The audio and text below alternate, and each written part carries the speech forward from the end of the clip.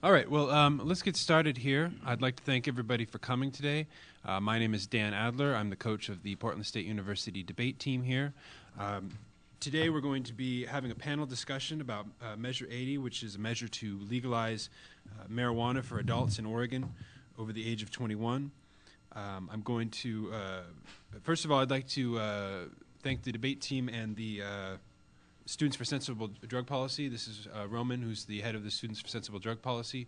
We're co-sponsoring this event, bringing this to you here today in collaboration with the Students for Liberty and the International Socialist Organization. I think this is the actual first time those two organizations have been together.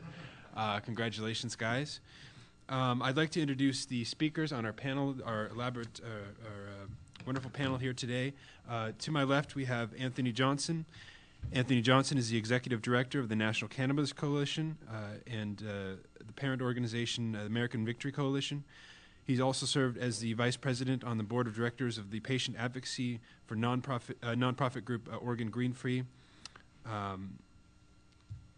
To his right is Russ Belville. He's the host of the Russ Belville Show, as that we're listening to right now.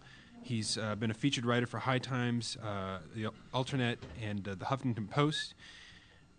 In 7 years of activism, he's been the Associate Director of Oregon NORML, the Outreach Coordinator for National NORML, High Times Freedom Fighter of the Month, and a talk radio host on several local talk radio stations. To his right is Sam Chapman. Sam Chapman is a recent graduate of the University of Oregon, where he studied philosophy and political science. He's dedicated 7 years to leadership and activism.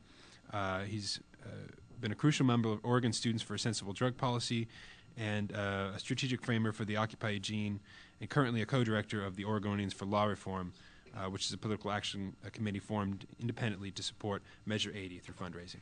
So with that, what I'd like to do today is have some opening statements from each of our presenters here today, and then we're going to go into somewhere between about 45 minutes and an hour of questions, directed questions between me and my co-moderator, Roman, here, where we're going to try and get them to answer in depth some questions presented by the opposition who couldn't make it here today because they were predisposed doing other things.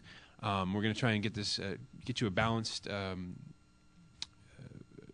knowledgeable introduction to this issue and this measure, and hopefully at the end of it we'll have some time to answer questions from the audience. So with that, I'd like to turn it over to Anthony, or to whoever wants to. Yes, and I'll slide the mic up.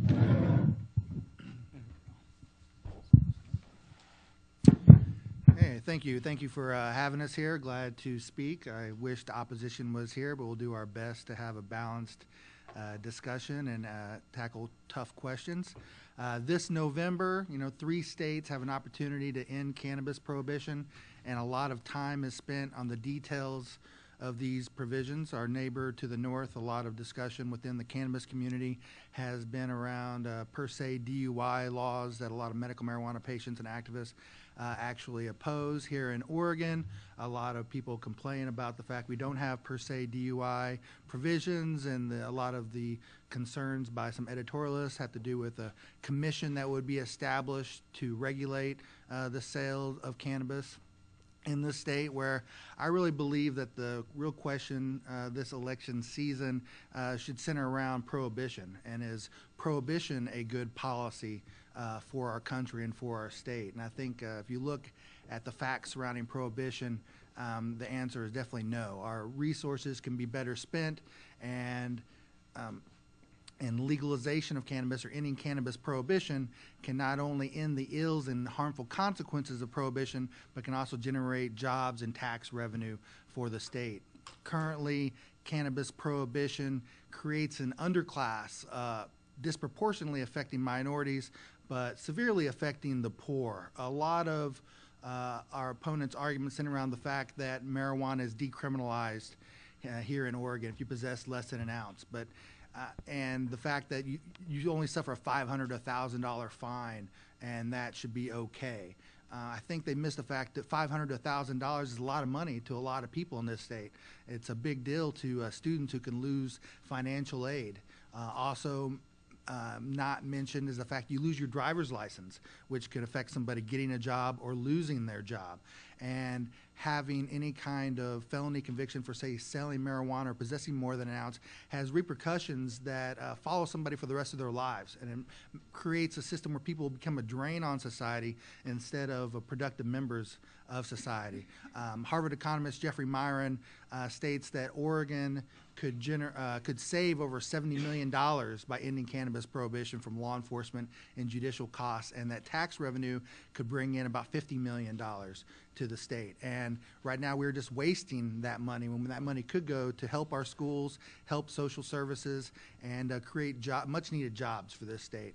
And so I encourage people to not only look at the measures here in Oregon, the measures that we vote upon, but really examine the ills of prohibition and any problems or concerns that people have with Measure 80. It can be fixed legislatively, but it's obvious that the legislature needs their hand forced because they are not going to tackle this important issue on their own. They need the people to step up and say it's time to end prohibition.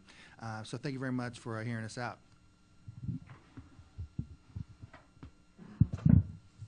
Howdy.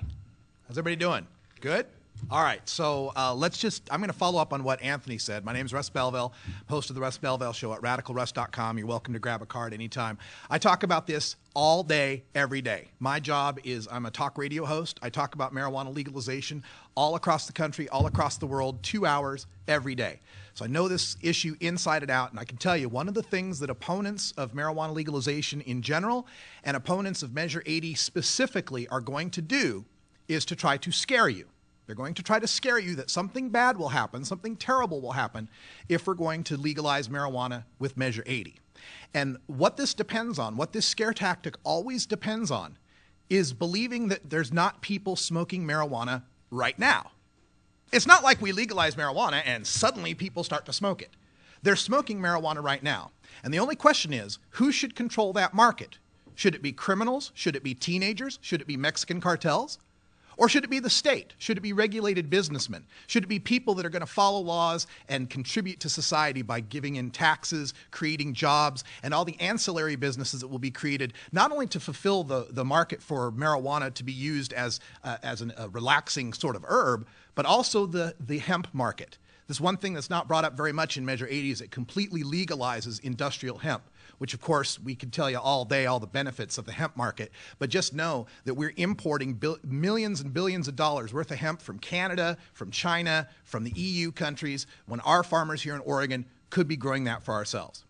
Now, another tactic that the opposition will always bring up when it comes to marijuana legalization, and we've seen it from Josh Markey, the Clatsop County DA, is they'll try to minimize what's going on now.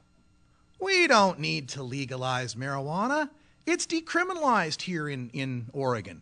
An ounce is accessible. I actually heard Josh Markey say that an ounce is accessible, as if you could go down to Walgreens and buy it. But they want to minimize it and say it's only a ticket. It's only a ticket. It's all decriminalized. We don't need to worry about it.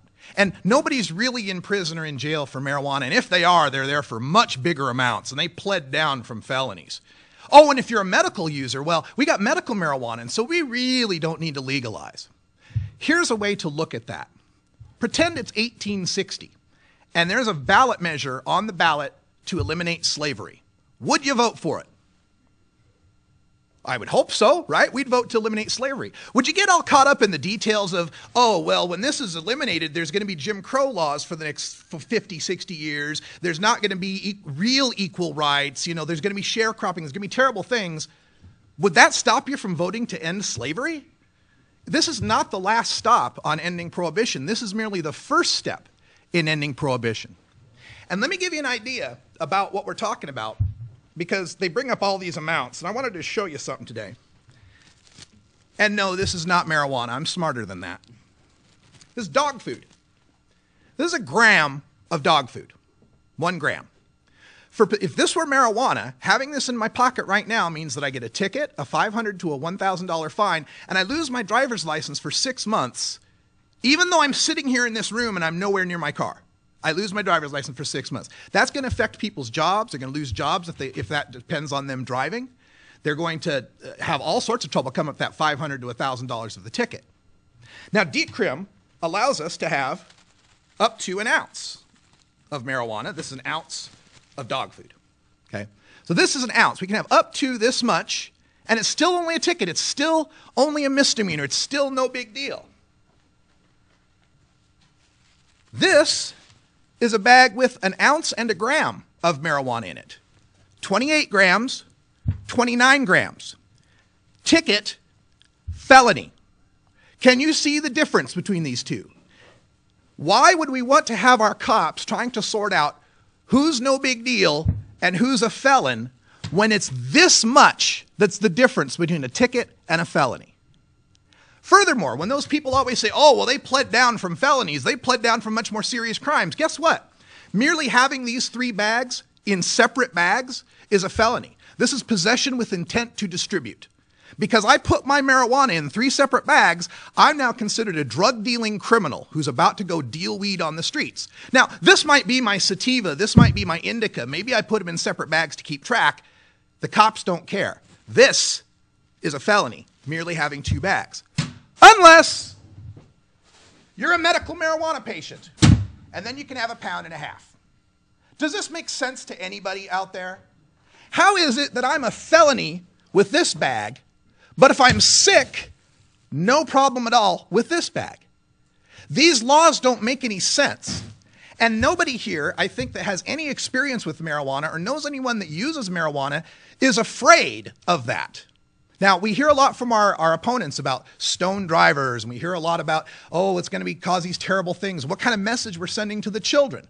Well, the message we're sending to the children right now is a confusing one. We say, just say no, and it just doesn't work. And the kids are smart enough to know that this is a ticket and this is a felony unless you're sick is a ridiculous way to run the marijuana market. And for those reasons alone, before you even look at Measure 80, it's time to end this ridiculousness and start something new. Thank you.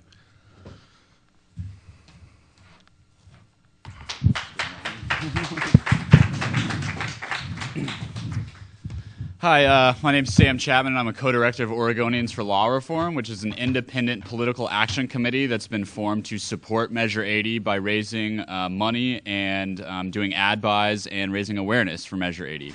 Our main focus is to reach out to the mainstream demographic, the people who vote. Those are the people that we need to vote in this election to make Measure 80 a reality. There's pretty much just one thing that I guess I wanted to add on to what's already been covered is that I think a lot of people in the public have the idea in their head that, or at least in the media, the way it's talked about who our opposition is, it's the police, it's law enforcement, it's the people who are enforcing the laws straight up on a one-on-one basis with us. And to a certain extent, that's true.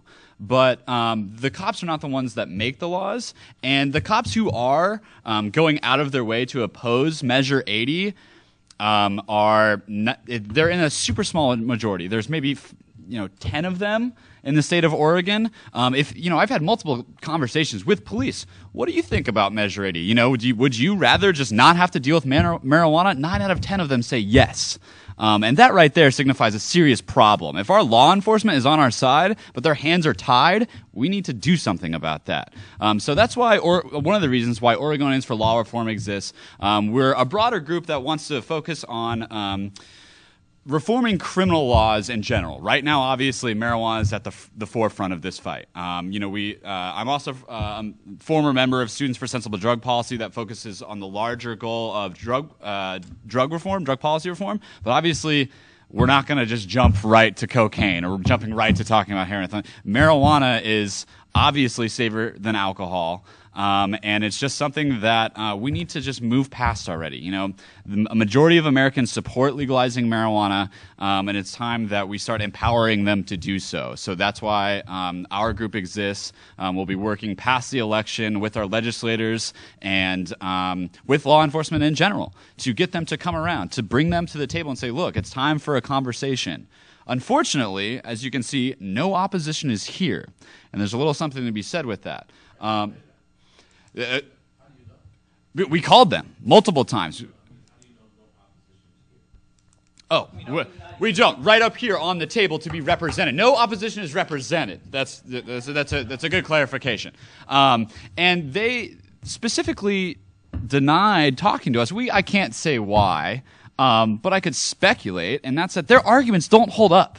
The only time that they're ever caught in the media is by themselves. They're not challenged by the media. The media has a tendency to run with what's entertaining, which is these prohibitionist cops talking about how marijuana is going to lead people to using meth. Were any of you able to catch the meth girl billboards at all that got put up? So for those of you who didn't see those, it was a picture that said marijuana. What's good about it? Nothing. And then a framed picture, a staged picture, by the way, of a young girl who looked like she was addicted to meth. Now, for starters, that just upset a lot of people. And I don't know what they were thinking when they decided to put these up in the Portland metro area, because we're all smarter than that. I mean, and so those billboards went up. Oregonians for Law Reform and a group of other medical marijuana activists were very offended. And they're actually the ones that initiated the call to Clear Channel, which is the company that does the billboards. We found out that Clear Channel actually didn't do any of their homework as to where the money's coming from. So these activists forced Clear Channel's hand to call Protect Our Society, which is a smaller arm of the Drug Free America Foundation. How many of you have heard of them? DARE program, all kinds of horrible drug rehabilitation clinics. I'll save that for later. But basically, Clear Channel turned around to Protect Our Society and said, hey, where's this money coming from?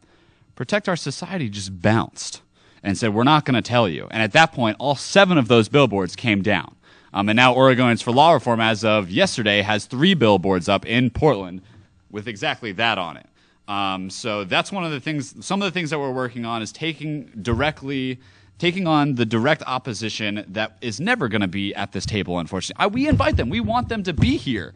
We want to give you, as much of an unbiased discussion about Measure 80 as possible. They're making it impossible. So, just reaching out to our opposition and trying to pull them in the limelight, we can only do so much there. So we're still here. We're still going to give you the facts. If you have questions specifically about opposition, we're happy to take them towards the end of the panel where we'll be doing Q&As. And that's about all I have for now.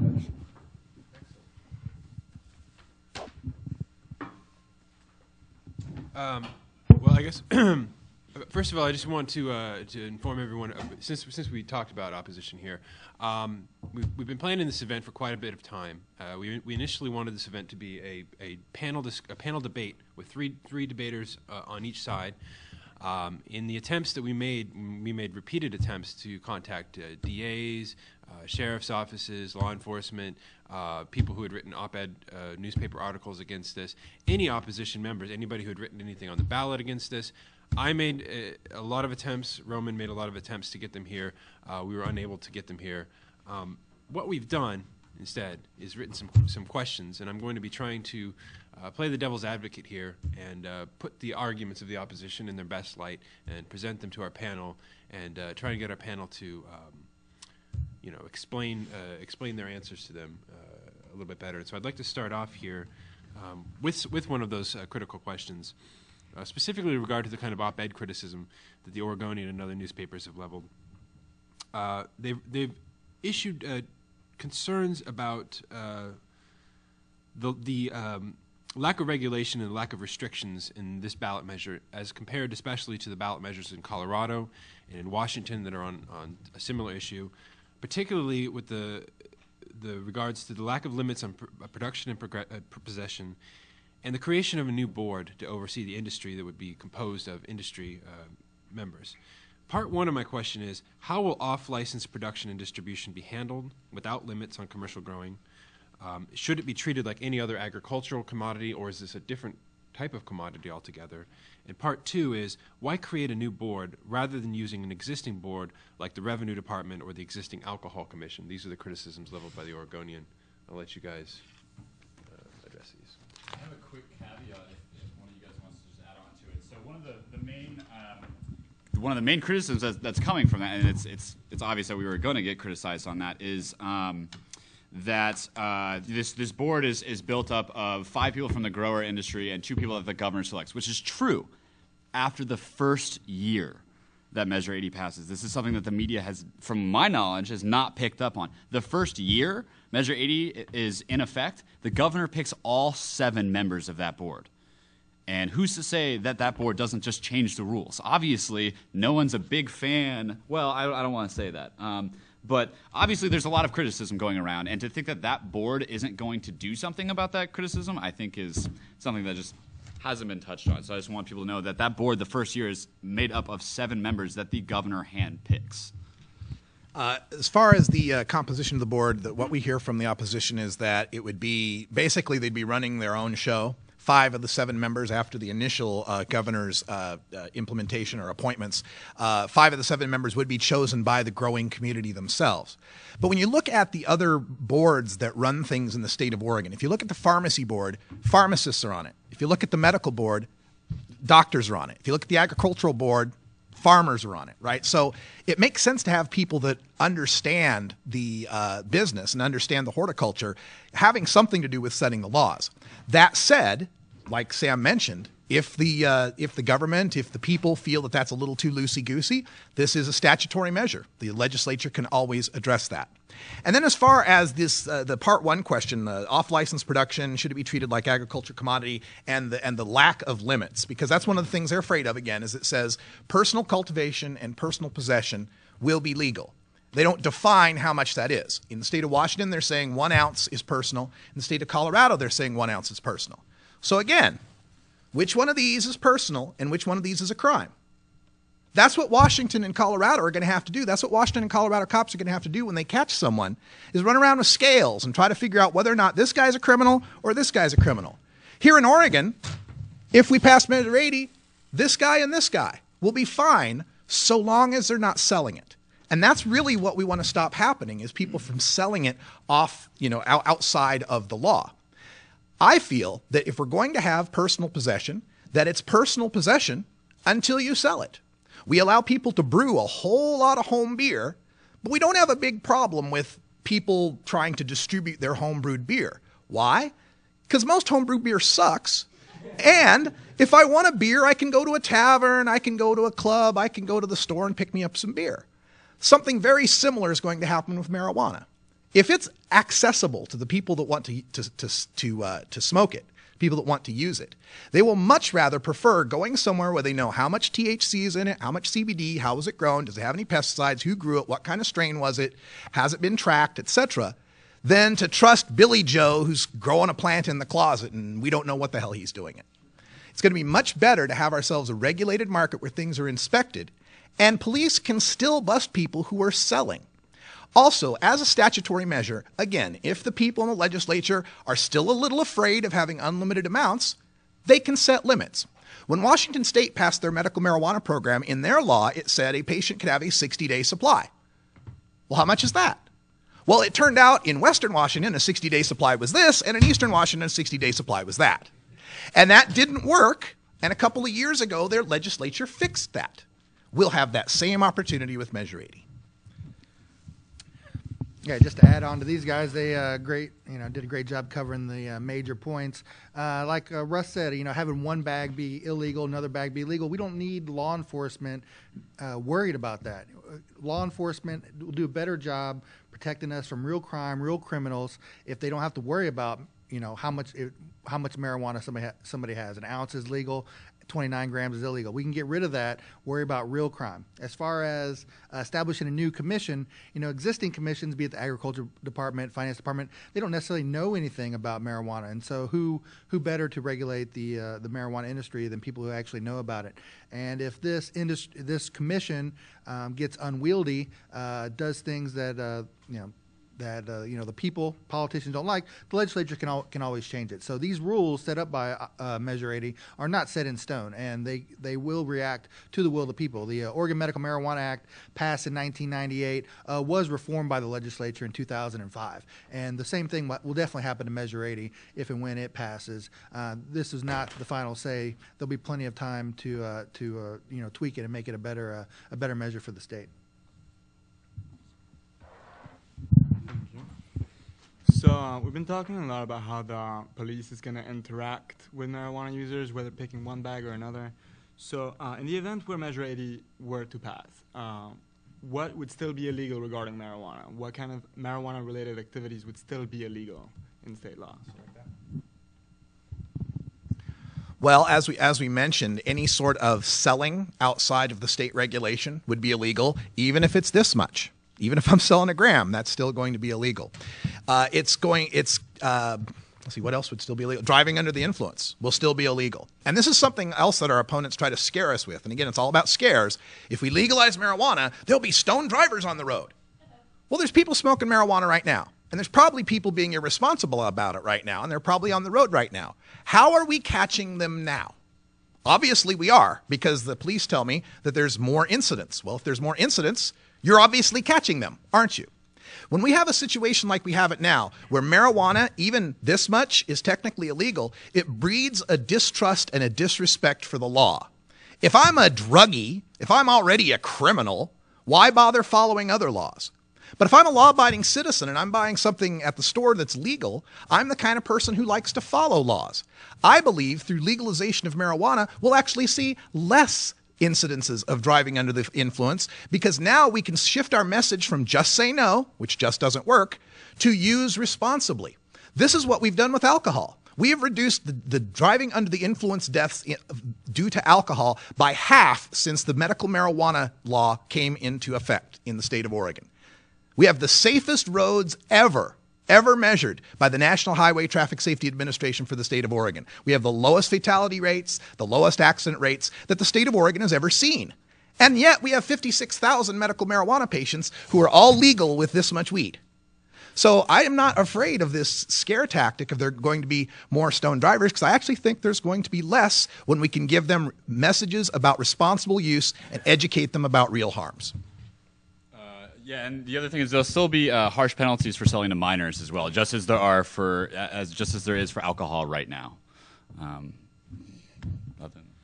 And also, I think sending cannabis out of the state will also be illegal. And to piggyback on what Russ said about the scare tactic, as far as more stoned drivers on the road, to also piggyback about less accidents and fatalities on the road, Oregon each year also experiences less accidents in the workplace. So if marijuana was so dangerous and causing people to cause these problems, you see an increase in accidents on the roads and in the workplace. We've actually seen that go down. And so we're not saying it's because of marijuana, because of medical marijuana, but it doesn't correlate that more marijuana users is going to increase traffic fatalities or make life more dangerous in Oregon. I'm not saying that, but it definitely hasn't correlated where it causes accidents. Well, I appreciate the audience's contribution. I'm going to ask everyone to hold their questions till the end here. So this next question is going to be about medical access. And again, this is a two-part question. You'll find that I like those.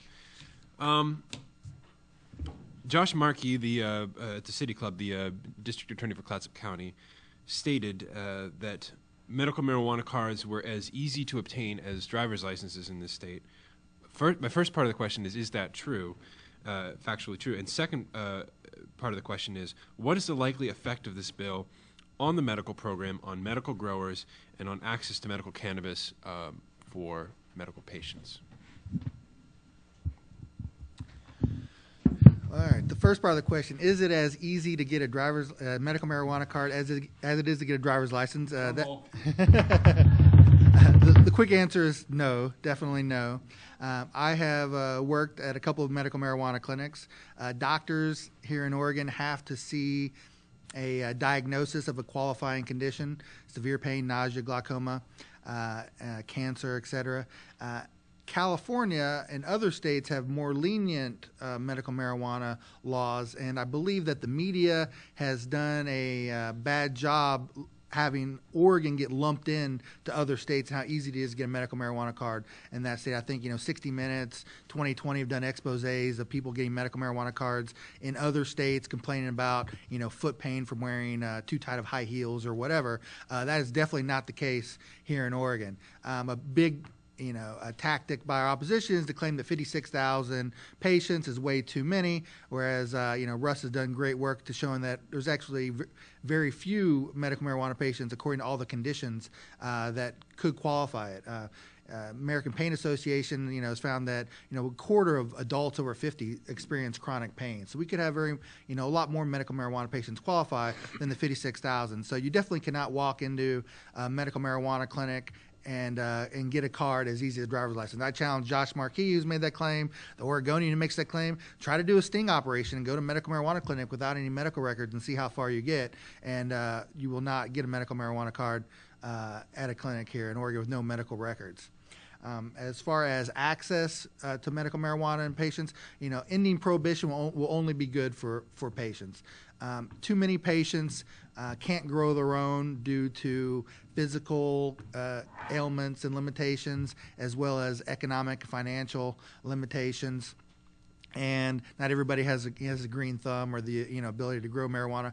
And while you can get somebody to grow your own, you're not allowed to pay that person. You can reimburse them for supplies and utilities, but you're not allowed to pay that person. So to legally provide marijuana growers can only break even, and it's oftentimes very hard for patients to find somebody willing to do that, basically to provide charity for them.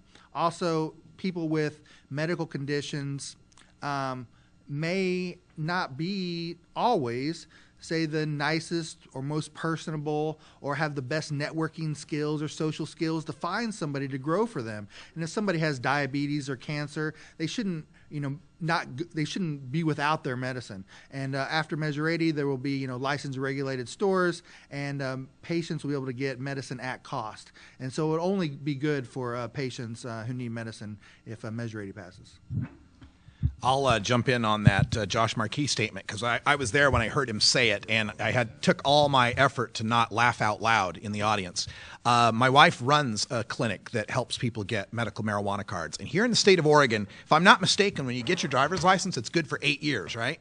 8 years before you have to renew it? How much does it cost to get your driver's license? 'Cause I did mine a while ago, I forgot. $35, $40? It's not very much, but you get it for 8 years. Medical marijuana card in the state of Oregon, you have to get it every year. You could be a paraplegic in a wheelchair. You still have to renew it every year. Costs you $200 to get that medical marijuana card. Costs you $50 if you want to assign someone to be your grower on that medical marijuana card. And for these people that are trying to get the cards, they're limited by a very strict set of conditions for getting those cards: cancer, AIDS, cachexia, glaucoma, severe pain, severe nausea, spastic disorders, seizure disorders, and Alzheimer's agitation. My wife actually had to deal with a guy who came into her clinic, a Vietnam vet, amputee from the knee down, and he said, "I'd like to get my medical marijuana card." And so she asked him, "Well, do you have any experience with these?" "Yes, I've been using marijuana for years now. It really helps my phantom limb pain better than anything." "Okay, sir, well, all we need to do is to get your medical records from the past 3 years, at least 3 visits that you've been to a medical doctor where they've documented this pain." "Well, I haven't been to a doctor."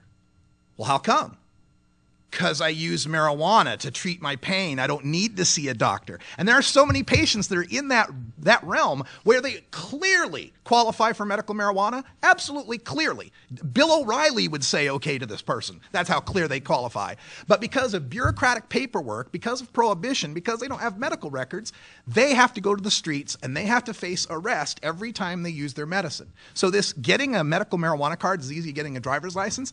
For a driver's license, you just got to be an Oregon resident, pass the written test, pass the driver's test, you're good for 8 years. So it ain't even close.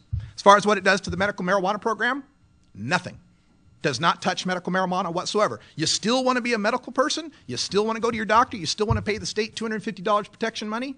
You can still do it. It'll be just fine. And as Anthony pointed out, things will be better for the patients because they'll finally have some place where they can get access to their medicine. Good. All right. Can I ask the prof real quick, just real quickly? The argument against, say, legalizing the sale of organs is that commodification of human organs would change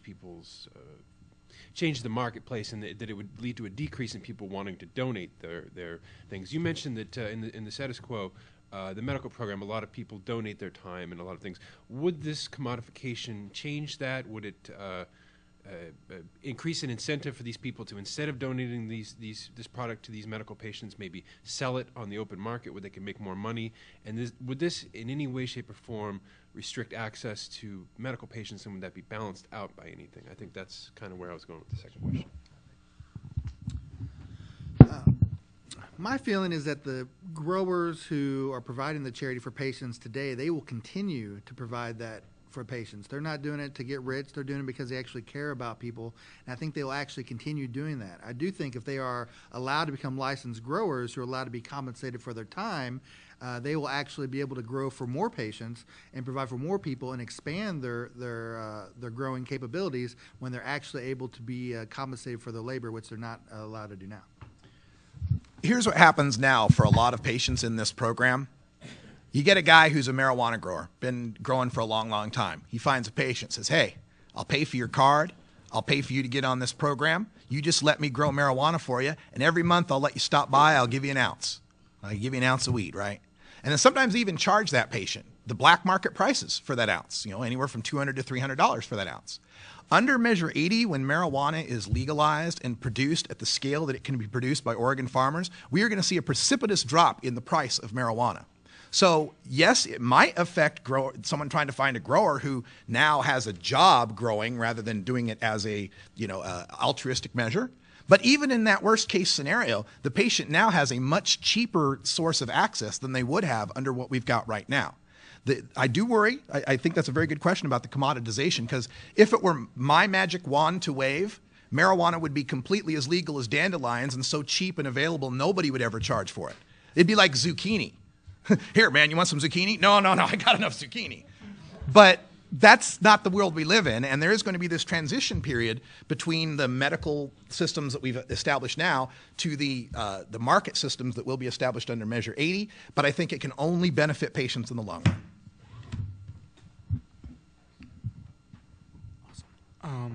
So there was a lot of talk earlier about prohibition and opposition to legalization. How has the current prohibition of marijuana kept kids and teenagers from getting marijuana, and how would that compare to a system of regulation? Sam, this one. Prohibition has not kept kids from getting marijuana. And I think if you probably ask anyone on this campus, they have easier access to marijuana than patients or anyone else for that matter. So prohibition has done the exact opposite of what it was supposed to do. If a 13-year-old girl wants to go up to the marijuana dealer in the corner or wherever and says, hey, can I buy some marijuana? The question isn't going to be show me the ID. It's going to be show me the money. And right now, those are that's what's going on. Prohibition hasn't worked. It doesn't work for anything. It didn't work for alcohol. It doesn't work for religion. It doesn't work for anything. And it sure as hell doesn't work for marijuana. And it's, the numbers have shown it. How long have we had prohibition going for here? 1937. A long time. And nothing. We've just wasted millions and billions of dollars on the war on drugs, and specifically marijuana. What was the second part of that question? Oh, yeah, okay. So, you have to show ID, just like you have to show ID for alcohol. I mean, it's really simple. I mean, it's basically, you're old enough at this point. Now we think that you are an adult and you have the capability to choose whether or not you want to use responsibly. I'm not going to say that legalization is going to keep marijuana in the hands of kids. I'm sorry, we've left it in the hands of kids for too long to just rip it out of their hands all of a sudden. But we are going to see progress in, better regulating it. Kids aren't just going to be able to, go out on campus, well, not campus, I guess, but, kids in high school and middle school even are reporting that it's harder to get cigarettes and alcohol than it is marijuana. If that doesn't scream that prohibition has failed, I don't know what does. And that's a perfect dovetail into what I was going to mention on this. When we look at the experience of alcohol and tobacco, when I was in high school, I started junior high in '79 and I graduated in 1985. I know, God, I'm so old. But anyway, when I was in high school, junior high, 95% of high school seniors had at least tried alcohol. 19 out of 20, 95%. 75% of high school seniors had tried tobacco, had tried smoking a cigarette. Nowadays, the latest national survey on drug use and health shows that only 75% of kids have tried alcohol, only 42% have tried tobacco, to the point where those measures are the lowest they've ever been. And when you look at this graph, I've got this great graph printed out that shows how much alcohol was being used by kids and how much tobacco was being used by kids. And you can pinpoint exactly where it changes. In 1987, the federal government, through what I consider to be unconstitutional tactics, strong-armed the states to force them to get a 21 drinking age. Bam! Kids using alcohol went down from that point on.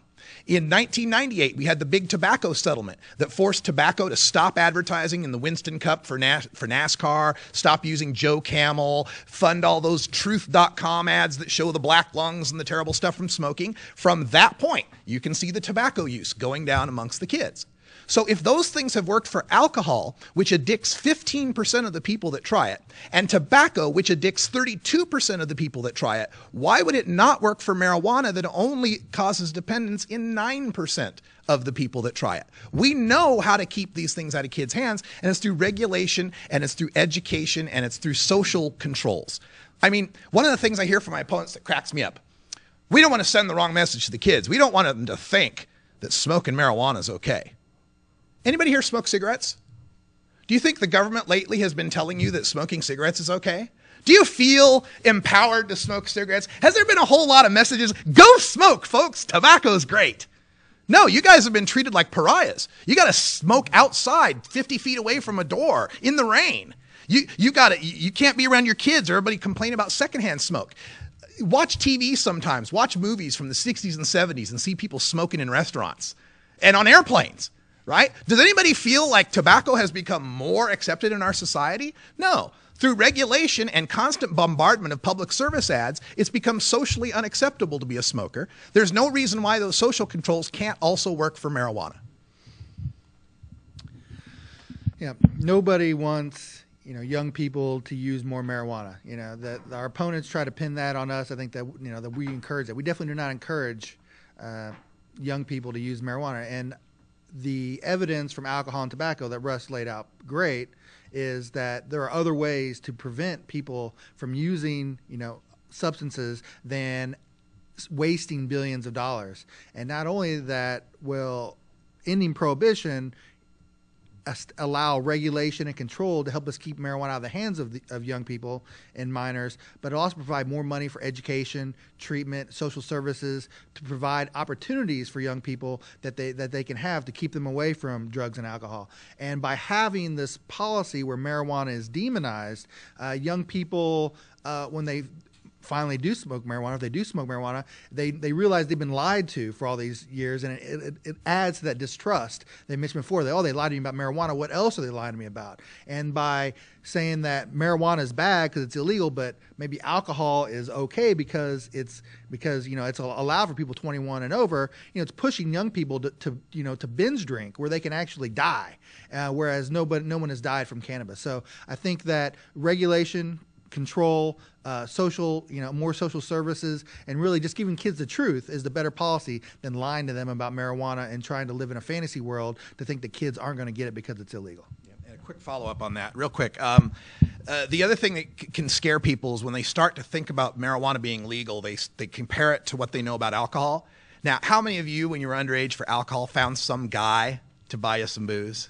You found the guy, right? Okay. So that's what people fear about marijuana. Oh my God, if we legalize marijuana, that's what kids will do. They'll find the guy, they'll find some homeless guy, they'll find some older friend. Epidemic. Yeah, and they'll go buy the weed for him. Well, yes, that will probably happen, just like it does happen with alcohol. But the difference is, the way it works right now is that teenager who wants the weed doesn't have to talk to a single adult to get it. He can get it from other teenagers that are selling, and no one's going to check ID. In order to do this thing where we get the guy to buy us weed from the store, we have to corrupt an adult. There has to be an adult involved in the process somewhere who's been corrupted. And just like with alcohol, if we catch the guy buying for kids, he's going to get seriously punished. Furthermore, the drug dealer right now, the marijuana dealer right now, has no disincentive to sell to kids. Money's money. If I get, 300 an ounce from a 15-year-old or 300 an ounce from a 50-year-old, it don't matter. Money's money, right? But once it's a legal commodity, this guy has a license. This guy is inspected. This guy has rules and regulations to follow. This guy's in a adult-only store where they have security cams. This guy's going to be subject to stings from law enforcement where they try to get him to sell to minors. He's got all the incentive in the world not to sell to kids because he wants to keep his job, he wants to keep his license, and he doesn't want to go to jail. That's how we protect the kids through regulation. All right. This next question is in regards to scheduling and marijuana as a drug. In 2010, Oregon became the first state to reclassify marijuana from a Schedule I to a Schedule II drug, allowing doctors to legitimately prescribe it for medical use. Given the propensity for abuse and the propensity for adverse interactions with various medications and medical conditions, why should cannabis be allowed to be sold without medical supervision? And the follow-up to this is using the logic of harms reduction, which is the logic that's been employed for the legalization movement, that people already use it and we should regulate it. Why then should we not extend that logic to legalize other Schedule II drugs that are widely abused, such as anabolic steroids, Adderall, which is probably being used right now in this building, being midterms, Ritalin, Demerol, Sudafed, other drugs like that.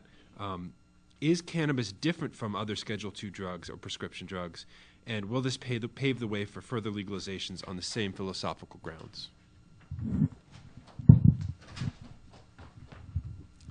I always chuckle a little bit when the scheduling question comes up, because here we're talking about taking marijuana, which is currently treated like heroin and LSD, and trying to decide whether it should be treated more like cocaine and methamphetamine, or should it be more treated like anabolic steroids and ketamine. That's what we're talking about, Schedule II and Schedule III, right? Cocaine and methamphetamine are Schedule II drugs. You can get prescriptions for them. Not easily, but they can be prescribed. Steroids, ketamine, those things, Schedule III. If we were going to follow the science on this, marijuana would not be in the schedule, for it is neither toxic nor addictive. It cannot kill in any way whatsoever. It is it's not impossible. If a 300-pound bale of it fell on you from 20 feet, it would probably kill you.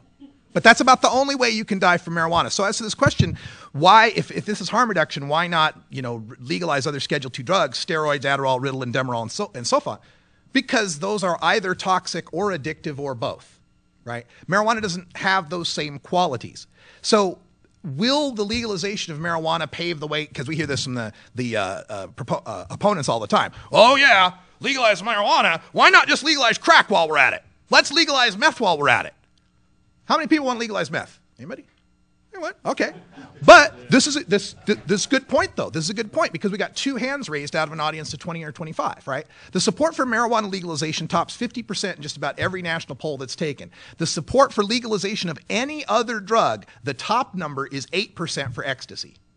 So will legalization of marijuana lead to legalization of other drugs? Maybe, but not anytime soon. Not until 50% plus one of the voters want that to happen. And I don't know what kind of marijuana they're smoking that makes them think that you smoke pot and suddenly you want legal heroin, because I don't know that that necessarily works that way.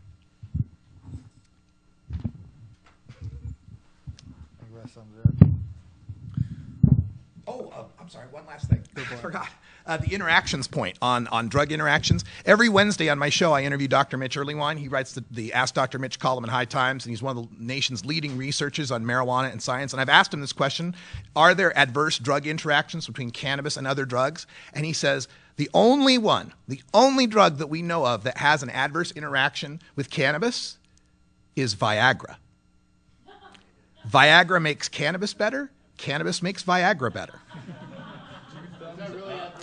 I don't know. Is that adverse? I don't know. Not advocating for Viagra. Not advocating for Viagra. Awesome. So, I want to go back to the economy. Aside from the potential tax revenue that's often brought up in debates, how else would Oregon's economy be affected by the passage of Measure 80? First and foremost, besides the tax revenue, jobs. Oregon, Portland, especially high unemployment rate. legalizing cannabis, ending prohibition, will create thousands of good-paying jobs, and will likely lead to an increase in tourism as well, as people may want to check out Oregon's finest. And I think Oregon will have the capability of marketing the cannabis industry similar to our microbrew industry, and be really well known for that. And besides the jobs, will be the savings from ending law enforcement and judicial resources, and those savings can be used to increase our education, increase drug treatment, and provide job opportunities outside the cannabis market as well. Yeah, the latest surveys, Dr. Jeffrey Myron from Harvard University, he's an economist out there, projected that Oregon spends about $60 million a year on marijuana enforcement. And that goes from, the cop taking the time to write the ticket all the way up to the cops that go into the forests and pick weeds for triple overtime. All of those counts to about $60 million. Now, that won't all go away, because once we have regulations, you got to have cops to enforce them, right? So there will be some enforcement still of marijuana, but a whole lot of that enforcement cost is going to go away. I don't like to make too many economic predictions as to how much marijuana is going to reap for us, because there's so many variables. First of all, the feds could come right in, and just bring in the National Guard, for all I know, and shut the whole thing down. So we might not get any out of it. The industrial hemp, we don't know how many farmers would take that on, and whether or not the feds would come in and bust that. So trying to project how much you're going to make is problematic sometimes. But like Anthony said, you can't deny that there'll be more jobs, not just jobs in the growing and the selling of marijuana, but the ancillary jobs. Glass blowing comes to mind as one of them. People who are blowing those intricate devices comes to mind. And there will be some industries that will see a drop-off. I think we'll see less sales of beer. I think we'll see less sales of pharmaceutical drugs. We've seen from Berkeley Patients Group, when they surveyed their patients, they found 2/3 of them were able to reduce their opiate painkillers by 1/2 to 1/3 when they used cannabis alongside of it. How many people are going to go buy Aleve and Advil when they can smoke a joint if they got a headache at home? How many people are going to buy the zombie drug, Ambien, the one that makes you sleepwalk and drive and do stuff when you're asleep? I'll tell you, I have no problem sleeping. I smoke marijuana every day. I sleep like a baby. I sleep for 8 hours a day. I have great health. I haven't seen a doctor in 5-6 years. So I think a lot of sectors of the Oregon economy might see a hit from this, pardon the pun, might see a reduction in the sales of beer, the sales of alcohol, the sales of prescription drugs. But net, it's going to be a net overall gain for sure. Yeah, and I just wanted to add a side note to some of that Russ mentioned, which reminded me, I often hear, one of the main questions I hear from my friends and people through the social media outlets that we push through is, well, there's no reason for me to vote for this because the federal government's just going to come in and shut the whole thing down. And Russ is right to a certain extent that we don't know that. But that goes back to the original point that Russ made, is just because we don't think that it's going to happen doesn't mean that we should just vote against it, okay? This isn't and never will be a top-down process. I promise you that. It's from the bottom up. It starts with states' rights, and carrying it up to the ranks. Hell yeah, that's a messy process. That's always going to be a messy process, or at least for a while. I have hope for other things, but it's a bottom up process, and I just wanted to get that across because I'm really confused with a lot of people when they say that, well, I'm just not interested, or I'm not going to vote for it because it doesn't have a chance at passing. That logic, I just don't understand. And the other thing to consider, the most the feds could do is shut down any sort of commercial cultivation and commercial distribution. The federal government cannot force a state to enforce a federal law. So the feds can't say to the Multnomah County Sheriff, you got to bust people if you catch them with a baggie. They can't do it. So even if the worst case scenario comes down, the feds shut down the commercial aspects of it, we would still have the personal cultivation and the personal possession. And the feds really don't care about cultivation until you're above 100 plants, because that's when a 5-year mandatory minimum kicks in. And they don't really care that much about personal possession either, unless you got pounds and pounds and pounds and pounds of it. So Measure 80 passes, even under the worst federal scenario, we still have 550,000 Oregonians who smoke pot now who will no longer be criminals. And apparently that's going to be the only way to get them at the table with us.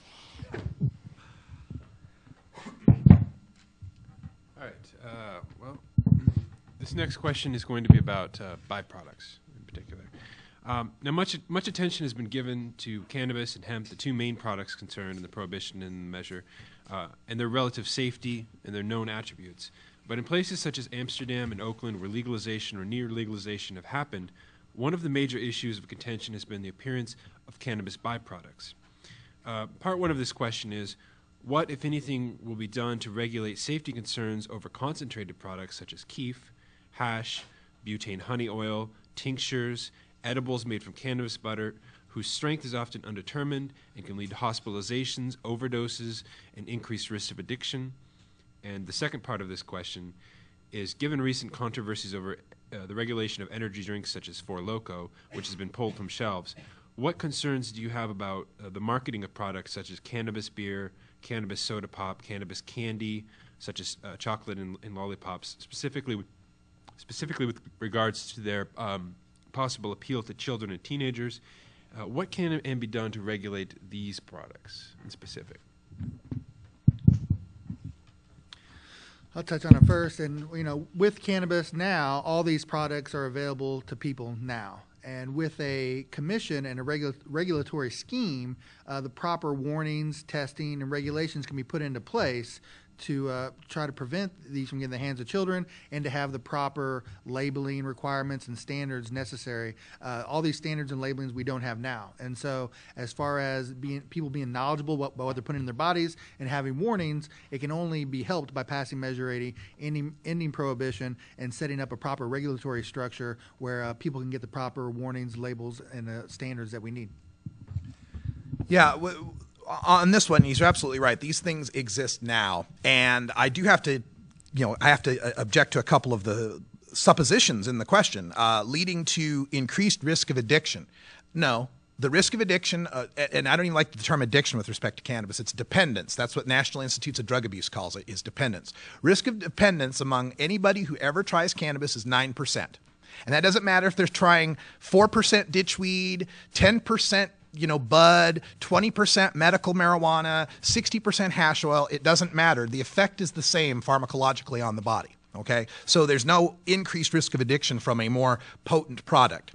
If that were the case, as marijuana has become more potent, we would see more people regularly using it. And in fact, when marijuana was at a 4 to 5% potency in 1979, is where we saw the peak of marijuana use, where 60% of high school seniors had tried it. Now that marijuana is registering upwards of 10% in average THC, we see only 42% of high school seniors have tried it. So as it's gotten more potent, we haven't seen more people using it. And I don't see that same possibility happening with any of the oils or tinctures or edibles. Now, the current danger that exists, especially when we're talking about the butane honey oil, is ignorant people making it in their houses and letting that gas pool on the floor, and it touches a pilot light and blows something up. There was a hotel room, this went down in southern Oregon somewhere. Some kid blew up a hotel room trying to make butane honey oil. Well, just like moonshiners used to blow up stills, people under prohibition do stupid things to make a big profit. As soon as this is legal, the guys that want to make butane hash oil will have regulations. The commission will set how that has to be done, how it has to be inspected, what are the safety rules for doing that, and it will be priced at such a level that some guy wanting to be an idiot and do it in his backyard isn't going to be able to compete, and it won't be worth the trouble. So that's where I see on that part one of the question. With respect to the marketing, the cannabis beer, soda pops, candies, chocolates, lollipops, these are available now, like we mentioned. But under Measure 80, they would only be available in adults-only stores. And that commission could put together all sorts of regulations on how they have to be labeled for adult use only. I mean, we have all sorts of things that are for adults only that might appeal to kids. But we've got to be smart about how we label those things. And there does come some point where the adult has to take responsibility of keeping it out of the kids' hands. Right now, if you're reckless with your liquor cabinet and leave it open, your kids can get into it and get a shot. Well, lock your damn liquor cabinet. And the same thing would have to apply when we're talking about marijuana products. Covered it. Well, I think, are you ready to move on to the Q&A from the audience? Yeah, or? most of the subjects have been covered. Okay. Well, I think we've covered a lot of the subjects. I think the audience has been waiting patiently and is probably getting restless. And I think we'd like to begin taking some questions from the audience. If you guys maybe want to just raise a hand and we'll. Some of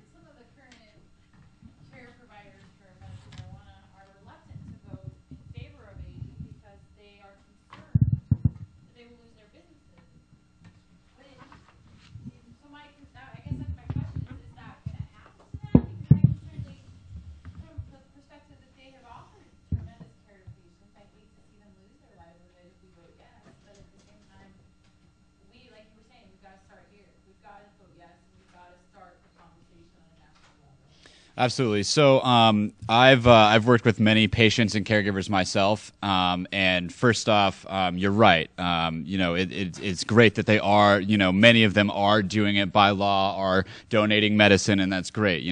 That brings legitimacy to the program because that's what it's set up to do. Unfortunately, these caregivers and farmers are losing their businesses now. Depending on whether you want to call it a business or not, right? That can get messy, but. Yeah, so they are getting raided now by the federal government, by state police, and it's interesting because 2-3 months ago, there was not any kind of large spread interest in the medical community for legalization. You're right. That was exactly what they were thinking. Is like, this is going to cut in on what we're doing. We don't want people to decide how we should grow our medicine. And there's a lot of legitimate arguments in there. But now, at this point, now that we've had multiple dispensaries raided in Oregon, hundreds, if not thousands, of patients are without medicine because their caregivers have been taken down by the DEA or state agencies. They're starting to come around. Our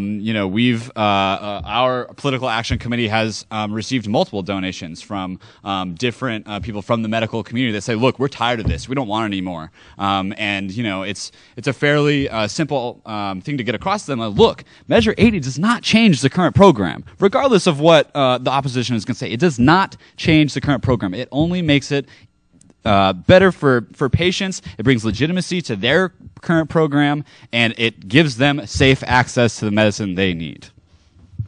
They'll still have a livelihood as long as there's demand for cannabis. Somebody that grows it will make money. But we need to understand that the livelihood they have now is a crime, and they don't really have a legal business, and it's untenable. Eventually, they're going to, like Sam said, eventually they're going to feel the pinch from the feds, or even the Washington County Sheriff shut down the Human Collective. Probably, if I was to make a list of all the dispensaries in Oregon from who's following the law the best to who's following it the worst, Human Collective would have been top of my list. And that's why they shut it down. They don't want us to see an example of, oh gosh, when you have people buying and selling marijuana, the sky doesn't fall. This seems like a nice, lit, well-run place with security cameras, and got clerks here that are checking cards and IDs. Because if that example exists, it's harder for them to maintain the scare tactic that if we legalize, the sky will fall. Any other questions from the audience? Any other burning questions? Listen, I have a question. So far, you've talked about marijuana for patients, side effects of the good side effects of using marijuana and all that kind of stuff. But when I hear you talk, you're clearly pro-marijuana, but I don't see any problem. I don't see any, for anybody on that panel, I don't see where they gotta go. Patients, there's no patients up there. And I hear all the arguments, but what I hear and see and experience more than anything is simply a desire to smoke weed. Like when you say that you use it every day and you have forever, and then on the other hand you say marijuana is not addictive, and that it's only labeled dependency. Well, let me tell you, dependency and addiction is the same thing when it comes to law, when it comes to diagnosis. It's the same thing. Marijuana is addictive, particularly to a certain group of folks. As a matter of fact, if I was to get you to quit, if I said, hey, Russ, give me 2 months today, you could not do that. Your mouth might say that, but you couldn't do that. So there are, like I am undecided. I want people to be able to have it for medical reasons, but the majority, I run a methadone clinic. The majority of the people that have methadone cards that come to my clinic, they've had methadone cards or medical marijuana cards for 4 or 5 years on average. They were smoking weed for 30, that kind of thing. So I don't know what they did before they got the marijuana card. I suspect they was smoking marijuana. So I just want folks to be real about what they're doing. Don't hide behind, this and all that. Just say, I just want to get high. All right. I want to have my right to get high, and I don't want people fucking with me when they're fucking with my high. Just say that shit. All right. You know what I mean? All right, Talking to the right guy. you are talking to the right guy. First of all, I noticed your NA jacket when I first came in. How many years you got? 27. Fantastic. I'm not against No, I dig. My father, I have a unique experience with this. My father's a recovered drug and alcohol addict. He's got 32 years sober. Up until I was age 12, he was full-blown alcoholic. I've seen the bad side of addiction. At age 12, he went into recovery, went to a inpatient treatment center, got recovery, and went back to college, got his degree, became a social worker, and became a drug and alcohol counselor. So I understand addiction, dependence, and if we want to parse the word dependence or addiction, here's where I always come back to. When I was 10 years old, my father tried to kick cold turkey, alcohol and speed. He locked himself in a trailer for 3 weeks behind my house, and I had to listen as a kid, night and day. He was up all for a long time, him screaming and puking and retching and it sounded like hell going on back there for 3 weeks when I'm a little kid. And Mom has to explain to me, Daddy's sick. He's trying to help himself. So I know what addiction is, and I know how bad it can be. But you're absolutely right. I do like to smoke marijuana, and I don't see why I should be bothered or arrested or harassed or treated any differently because of it. However, with respect to me being addicted or dependent, maybe I am. Maybe someone who's got diabetes is addicted to insulin as well. But I can give you a firm, concrete example. I began smoking marijuana July 4th, 1990. From that up till July 4th, 1990, I was an alcoholic for about 6 years. I could drink more than you, faster than you, longer than you. You know Bluto from Animal House? That was me. I was the beer-chugging king. I smoked marijuana in 1990. My alcoholism just declined. I hardly drink at all anymore. But in 1996, I got a job with a company out of Marlborough, Massachusetts to be a database administrator and consultant. This job required me not only to take a drug test, but to fly all over the country. And for 7 months, I didn't smoke marijuana. 7 months. Now, there were some side effects from that. I did not sleep as well. I've always had terrible insomnia from when I was a kid. And from 1990 to when I got that job, I slept fine. When I had that job for 7 months, I couldn't sleep. When I quit that job after 7 months and came back to smoking marijuana, I was able to sleep okay. So I agree with you, though, on that point of, we talk about patients, we talk about hemp, we talk about all that, but this is really a civil right we're talking about. Whether or not it's any of the government's business to mandate what I do with my own body. If a woman has a right to do with her womb what she chooses, I have the right to do with my lungs what I choose. And when I say civil rights, sometimes people get a little upset about that. Well, it's not like being black, gay, or a woman because you don't choose those things. You choose to smoke pot. Sure. And you choose to be Catholic, too. But we protect that as a civil right. So I feel, whether you want to call it a religion, an addiction, a medicine, or just my right to do with myself what I choose, it's none of the government's damn business if I do. Okay, just, I'll let you share here, but as long as you say what you just said, the bottom line is, you may care about all these side, but the bottom line is, you just want to get high. Look, yeah, and not have people fuck with your high. Yeah, just like some. So what I want you to do when you have these things is, I want you to say that shit. I really just want to get high. But if we were having a panel discussing what alcohol laws would be here in this state, would I have to say I just want to get drunk? You have to understand. Oh. I was going to say, I mean, if we were going to have a panel here discussing whether or not we should repeal the 21st Amendment and go back to alcohol prohibition, would I say no because I want to get drunk? The fact that I do like to smoke marijuana and get high is incidental to the discussion of what this means to our entire society. Even if I didn't smoke pot, I'd be believing this. The most important thing to you, it seems to me, is your right to smoke. Yes. Right. So all I want you to do is say it. Right. Exactly. Say that in your whole discussion.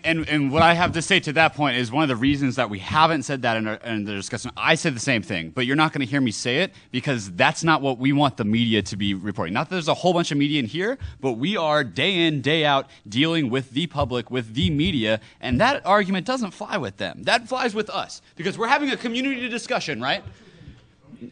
I know, but what I'm saying is sometimes certain truths need to go before others in order to get the job done. Thank you. And this lady had a question?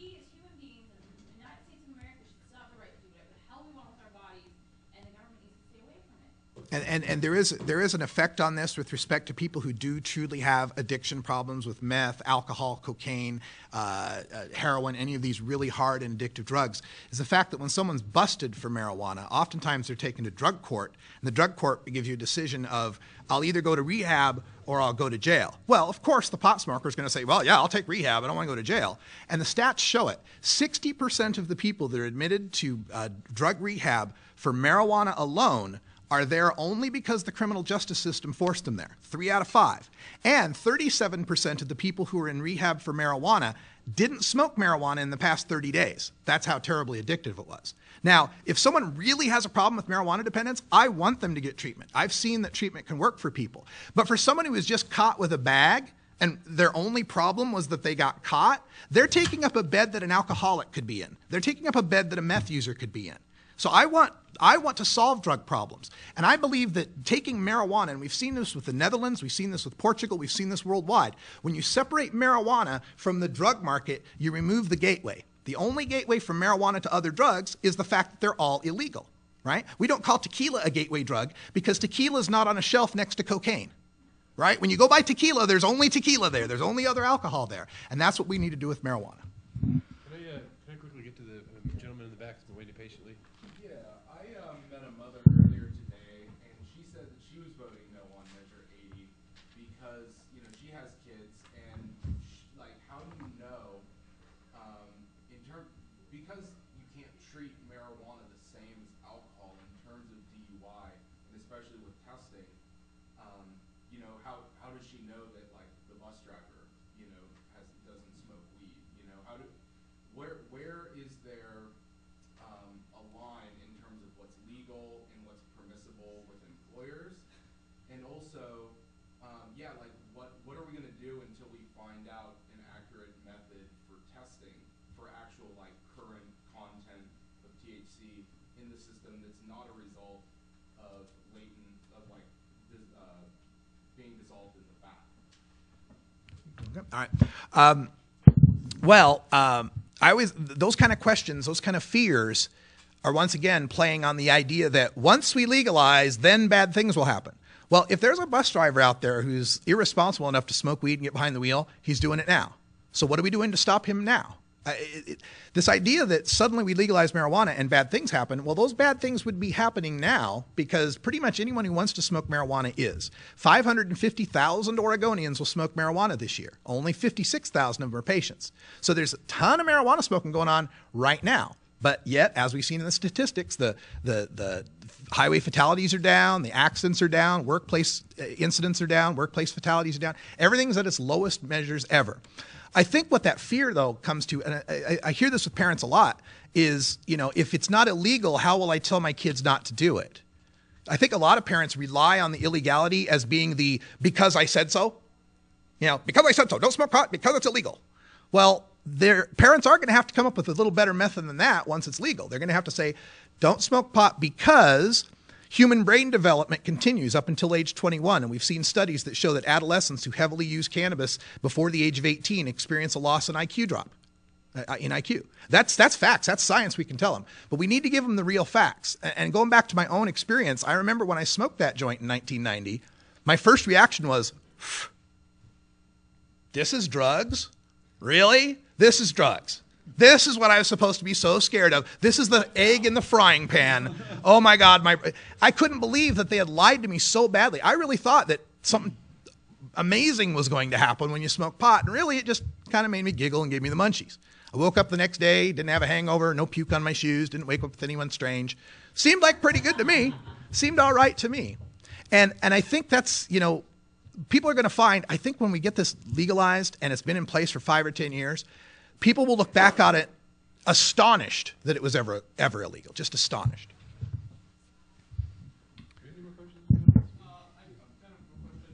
If Measure 80 passes, will employers still be able to deny you a job because of you using marijuana? Yeah, workplace rules can still be in effect. There's still the federal Drug-Free Workplace Act, as I mentioned that about the bus driver. Those rules, as far as pilots, you know, cab drivers, you know, anybody that's dealing with public safety, they can still have the rules in place against cannabis use for sure. Should any employer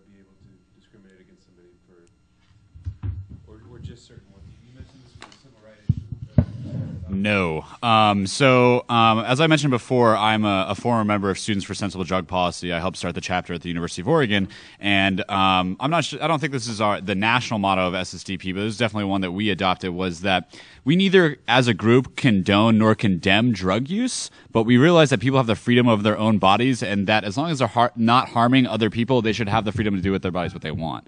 And I think the same goes. That leads into in the workplace. If you want to go home and smoke a joint at the end of the day because you have a really long day, or you want to drink beer, or anything else in my opinion, as long as that doesn't affect your ability to do your job, I personally don't think there should be drug tests, period. I've never worked for someone who has said that they were threatened to give me a drug test. Maybe I'm just lucky and have gotten the jobs that haven't asked me that, but I've walked away from the few that have. And it's really just about, personally, it's a personal philosophy. And yeah, you probably. Yeah, after Measure 80, any employer can still discriminate against pot smokers. They can still require P-tests for work. They can still do random tests and all that. But the question is, should they? And I'm with Sam here on no, and I'll give you my personal experience on why. I worked in Beaverton, Oregon for a couple of years for a company called Welch Allen. They make heart devices, and I used to say we make Dr. McCoy's medical bed from Star Trek, because they'd have all these, high-tech devices, stuff we were shipping out to Afghanistan and Iraq for our soldiers. Anyway, I worked at this company for 2 years as a contractor, an IT contractor. Every 6 months, I'd get a review. I'd get the top levels in my reviews. Everybody loved my work, thought I was great. But as a contractor, I didn't have to P-test, didn't have to do any drug testing. Eventually, the contract ended, and IBM came in, and the company wanted to hire me on permanently. They're like, Russ, you're a great worker. You're our best IT tech. We want to hire you on permanently. But to get the permanent job here, we need to take a drug test. Now, they were waving like $75,000 a year in front of me, company car, expense account, all sorts of perks. And so I bit the bullet and said, all right, I'll take a drug test. I've never taken one. It's against my philosophy, but I'll do it to take care of my wife and my family. I'll do it, right? Besides, I can drink water and, take vitamins and pass a P test. Well, it wasn't a P test. It was a hair test. So I said, well, I don't know how I'm going to do a hair test because, I shaved my head. I don't know how that's going to work. And my HR person said, oh, no, they'll find some hair. So literally, I had to go to this place in Beaverton where there were 7 buildings named after the founding fathers. I had to take a drug test in the Jefferson building. Talk about irony, a hemp farmer. I had to take this test in the Jefferson building where an unidentified woman who did not appear to be a medical professional whatsoever reaches into her desk drawer, pulls out a single-bladed Bic 39-cent disposable razor, asks me to take my shirt off and hold my arms up, and she's shaving my chest and armpit hair. And at that moment, I went, fuck this. I've been working for you people for 2 years. I've proven my brain and my ability at this job to be superior. But you won't hire me because of what I might have smoked and what might show up in my armpit hair? So when people talk about this, marijuana might cause loss of productivity, marijuana might cause problems in the workplace. I worked there for 2 years, didn't have a single problem in the workplace until they wanted to take my hair. As far as productivity goes, you can't tell me that the guy they put in my place, who I knew who they put in my place, who was a far worse worker than me, you can't tell me the company got a good deal hiring that guy instead of me. And I'm offended at any company that wants to tell me marijuana smokers have a productivity problem in the workplace, when every day I would see guys out in a company constructed with company money shelter taking their nicotine fixes. Doesn't sound the same when I don't say smoke break, right? Nicotine fix. Drug addicts getting their nicotine fix on company time 3 or 4 times a day. Don't talk to me about loss of productivity. Tell me about the Mondays when half the people coming in would be hungover. Not me, because I don't get a hangover from my marijuana, but half the people coming in have hangovers from what they were doing the weekend before, and their productivity has dropped. So, what's that? That's true. Policy is not about me, but 76% of all people that use marijuana are employed. That number could be much greater if they weren't being discriminated against for something that has nothing to do with their performance in the workplace. Let's judge people by how they work, not by what they do in their off time. Do we have any questions from the audience? You, sir. When do you vote on this? When? Yeah. Tuesday, November 6th. Well, like today. Vote early. Ballots are, I think, ballots are out. Ballots are out. Yeah. If you haven't got it, you will. Measure 80. Are there any more questions? I want to make sure. What does this mean for hemp? For hemp? Yeah, so under Measure 80, it'll end any type of regulation on hemp. So it'll open up, under state law, it'll open up the hemp market for Oregon farmers. Currently, under Oregon law, there is a provision for for farmers to legally grow hemp, but you have to have approval from the feds first. And so the feds aren't issuing that approval so the Department of Agriculture won't issue, under the state law, won't issue any permits. Under Measure 80, there won't be any need for any permit like that. So we'll open up the market for farmers to produce hemp.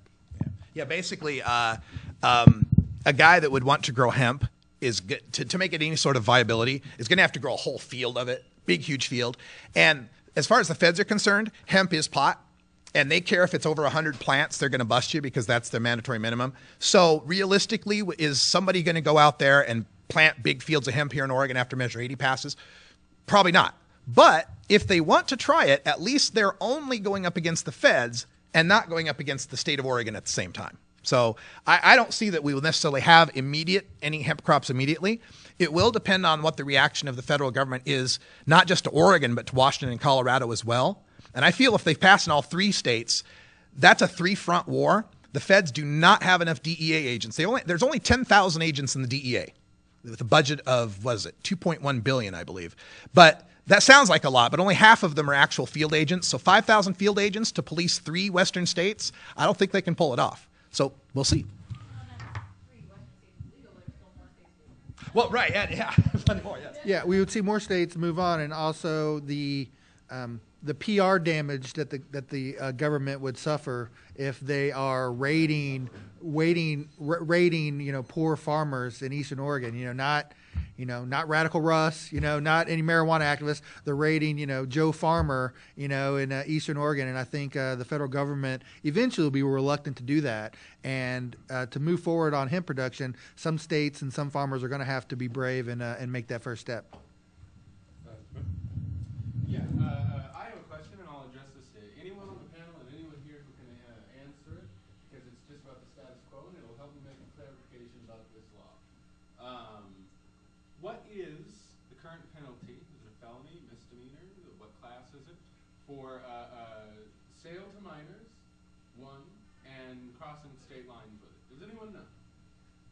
The sale to minors is, I believe, Class B. I think it's a Class B felony after Measure 80. Class B felony. Yeah. Class B felony, and as is sale within 1,000 feet of a school, whether it's to an adult or not, as is, I believe, just transferred to another adult, even if it's not a sale. I believe it's a lower felony. And transportation out of state's a felony. Anything you do within 1,000 feet of a school seems like it'll get you in trouble. Well, to continue then now, armed with this information, what is it? One of the few places that this measure interacts with extant state law, the few extant state laws that there are about marijuana, is in the reclassification of what these crimes are. Sale to children, several of the things that Dan mentioned, would become Class C misdemeanors. And interstate commerce, or that is to say, crossing state lines with it, which sort of assumes that it's without the intent to sell. So I guess with the intent to create your own production facility. We do, if we are going to turn this place into the Western Netherlands, we want to protect it, right? That becomes a Class A misdemeanor, which would be added to whatever the federal government threw at you for doing that. Some of those are federal. The intent to sell and the state lines, those are federal, I believe. Well, yes, but that would become a Class A misdemeanor here. And what that would mean would be that you would probably be prosecuted here. Now, do you think for somebody who would be in this hypothetical situation, maybe I don't understand the law precisely correctly, but that's what I think would happen. Do you think it would be a good thing or a bad thing to be pilloried like that, as I'm sure you would be by the media here in Oregon, amongst presumably other residents like yourself? I mean, assuming you're not an out-of-stater that came here to come get Oregon weed and leave with it to start your own business. Because the rest of Oregon is not like this. Portland isn't even like the rest of the Willamette Valley anymore, really. And this is a Portland law. This presents the silhouette of Portland Creek to not just every suburb around here where all the religious folks and whatnot go out to have their own church, but also to the whole of rural eastern Oregon and the rest of the Willamette Valley, which sees us as creeps because of legislation like this. Well, interesting stat on this. The most recent polling actually shows Measure 80 doing better outside of Portland than in. Awesome. It's interesting, but yeah, it's doing outside of Portland better. Yeah, go ahead. Portland is very well known for being litigious and puritanical, especially with regards to its alcohol laws. It's sued the OLCC several times. It's tried to stop the sale of alcohol, which the OLCC is okay to food carts, and it's also introduced one of the strongest alcohol impact areas banning malt liquor. So Portland, contrary to the belief, is actually very conservative compared to other cities. The city council is, anyways, about these kinds of regulations, which brings up the question of how do you guys think that how would cities and municipalities deal with this in terms of regulation? Would they be able to? And I don't want to hijack this question because that was a good one. No. Thank you for boiling it down. How will cities, municipalities, and how will they be able to break this down and interact with the state? Will the state have sort of supremacy? Will the state OCC board have supremacy, or will cities like Portland be able to sue the OCC the way that Amanda Fritz and the mayor have sued the OLCC? And do you expect those kind of conflicts? As far as personal use goes, initially it wouldn't matter if you're in Portland or Medford or wherever. As far as sales go, the OCC and growing OCC, the Cannabis Commission would set up the rules and regulations, and we could very well see a set of rules for different places that they could give city councils and localities the power to set up their own rules and zoning regulations. So I very much believe that when we end cannabis prohibition, that we will see rules and regulations put in place that tailor it to the community. So there may be a certain number of dispensaries available in Portland and a different number allowed in Grants Pass or Medford and things like that. But initially they won't have any input on the OCC. Initially, the rules will, the same rules we pass, but unless the OCC provide, or the legislature would provide the states the ability, or the localities the ability to tinker with the law or as they see fit, then they would need to do that. That said, I do believe that through zoning regulations, localities will be able to control where various production facilities or dispensaries are set up. So basically, localities can't make anything illegal that the state says is legal, and they can't make something illegal that the state says is legal, but they can tailor it using zoning and other provisions within the scope of the law. Sorry, I came in late, so I don't know what all was discussed, but so if this measure was passed, like regular citizens wouldn't be able to sell it to each other, you'd have to go to the dispensary, is that correct? Right. Basically, what's going to happen is personal cultivation and personal use and possession is legal, so you can grow your own, you can have your own. But if you want, sales have to go through the state. This has been set up so that the state will license the growers, the people who grow professionally. Those people will sell their medicine to the OCC, to the Oregon Cannabis Commission. So it's being sold to the state, and from the state, there will produce stores. So you're right, there will not be, the individual entrepreneur. And it will be, pardon me for interrupting, but it will be, for at least the first year, an unelected council that does determine who gets licensed and how, and they can ostracize you or kick you out. Yep. If they want. It's the governor's choice. That first council that gets set up, 7 people on the board, it's the governor's choice at that point. Are there any more questions for us? You, sir, in the back. I just wanted, I think I've heard that cannabis is the 4th largest cash crop in the state of Oregon. What would be the effect on the economy? I guess you could call it a black market, but what would be the economic effect, the economic consequences of legalizing? And it would create, in my mind, I would suspect that it might create an excessive supply because it'd be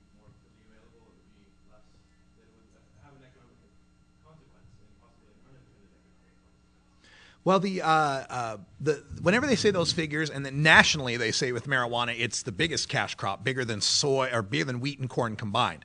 But I always feel that's kind of a fake number because we're talking about what it's worth under prohibition, right? There's no way a bag of dried vegetable matter should cost $300. An ounce this big should cost $300. So anytime we talk about how much of a cash crop it is compared to others, it's an unfair comparison because we're comparing apples and oranges. We're comparing a prohibition price to a non-prohibition price. Economically, what will happen is through regulation and legalization and more production, like you say, the law of supply and demand kicks in. Prices will drop. We will have lower prices for marijuana here than just about anywhere, which is already true. Oregon already has the lowest prices for marijuana in the nation. So that price point's only going to get lower. How that will affect the economy? Well, I don't see it having an unintended consequence on other cash crops, other than maybe the hemp issue with respect to other crops that hemp might replace. But I don't think it's going to do anything to corn or wheat or soy or anything like that. I did mention earlier, I think it will affect the economies of beer, wine, prescription drugs. Might be some of them. Well, and to speak to beer and wine, I personally know people who own breweries and make their own wine, and they're wanting Measure A to pass because they confuse those industries to a certain extent, or they're thinking about it, or there's certain people, there's one specific brewery that I can think of that has already bought over 100 acres in anticipation to grow either marijuana or hemp once it becomes legal, and those are the kinds of people who are thinking around the curve, as opposed to some of the people who may just be waiting for it to pass and then try and jump on board, and then they might be a little upset because they weren't thinking ahead of what was happening. So I do think, although it may originally impact the bottom line, they're smart. They'll figure it out.